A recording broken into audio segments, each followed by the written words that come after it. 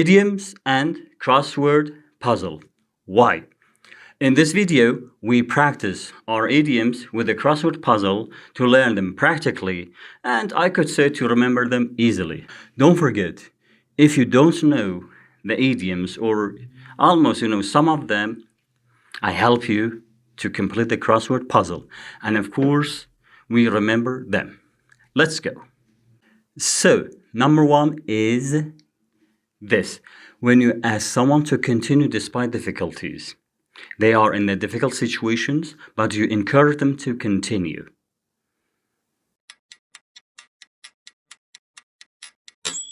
Very good. Hang in there. Hang in there. I could say, I'm sure you could pass the exam. Hang in there. Or you can be successful in your job. Hang in there. Fine. As well as I can be. What Hang in there. can I? Hang in there. The second one is this. When somebody is brave enough to do something, especially when they are in a dangerous situation, or if they continue doing something, they may get negative results.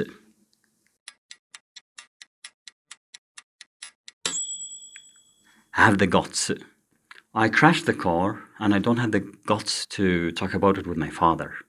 Especially not some jerk who never had the guts to try to be anything more than a popsicle hustler. The third one, when you are really, really mad at someone and you say,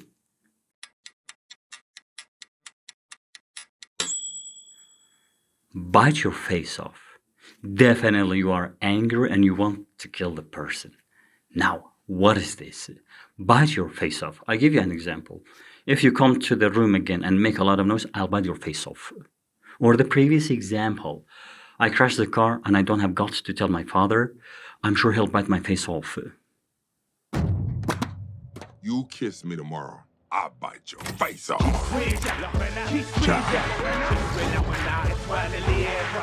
The fourth one, when you ask somebody to go away, you want them to leave, not to stay anymore with you.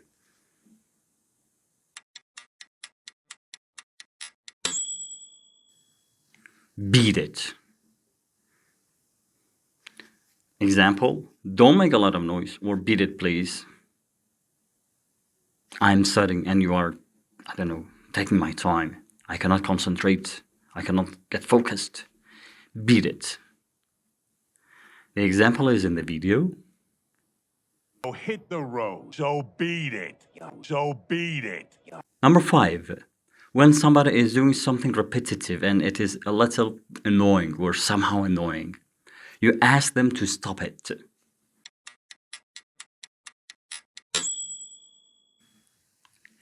Cut it out. Cut it out. Don't do that. Cut it out, please. They are doing something, it is annoying, and you want them to stop it. Because it is repetitive and it is annoying and it makes you somehow irritated or annoyed. Cut it out. And we have it in the video. Oh, cut it out, Gideon! Bah, what are you gonna do, cry? Hey, you heard her. Cut it out. And number 6. You promise not to make somebody disappointed, or you promise to support them in a special way.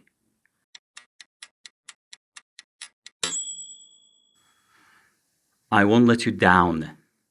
Let somebody down, or not to let somebody down. I promise to do my job best, sir. I won't let you down. Congratulations, Officer Hops. I won't let you down. I won't let you down. Number 7. Somebody or some people are stopping the line. You are in the line, you are waiting for shopping or something like this, and some people are stopping the line. How do you use this? You're holding up the line. Hold up the line. Thank you. Hold up the line. Sir, could you move, please? You're holding up the line. And we have it in the video again. Let's watch it. So beat it. You're holding up the line. Number 8 is similar to number 4. When you want to ask somebody to leave away, to go away. And we said beat it. And this one,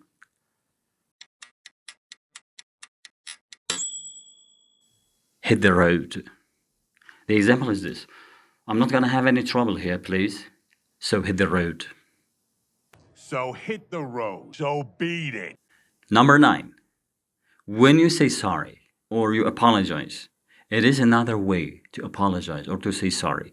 Most of the time when we apologize, we say, oh, so sorry. I'm so sorry.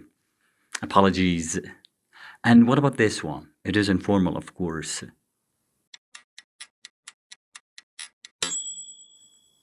My bad. It was my mistake. My bad. Pardon me.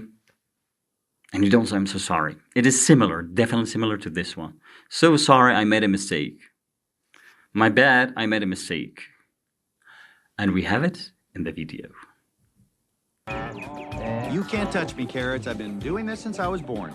You're gonna want to refrain from calling me carrots. My bad. I just naturally assumed you came from some little carrot choke podunk, no?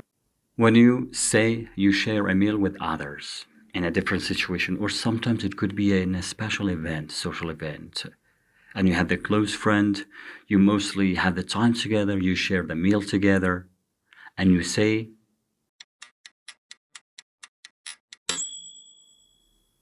break bread. Let's break bread together. I know him. He's a good guy. We broke bread together one time. You went to my home. We broke bread together. Grandma. And the last one, when you want to keep somebody in the difficult situation, they don't want, but you do it, or you don't want to be in a difficult situation, you use this structure or this idiom, I could say. Keep someone on the hook, or keep someone on the hook forever. Thank you. You cannot keep me on the hook forever, please. I don't want to stay here anymore. Thank you. I have my own business and I'm gonna leave. You cannot keep me on the hook forever. But I did what you asked. You can't keep me on the hook forever. Not forever. If you find the video interesting and useful, stay with us. Subscribe the channel for more videos on practical structures, idioms, and phrases in English speaking with the help of our crosswords to remember.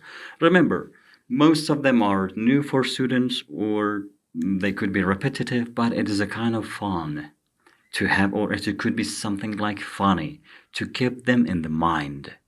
And I really appreciate it.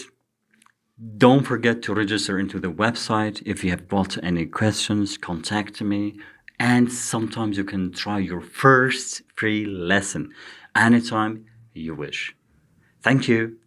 Bye for now.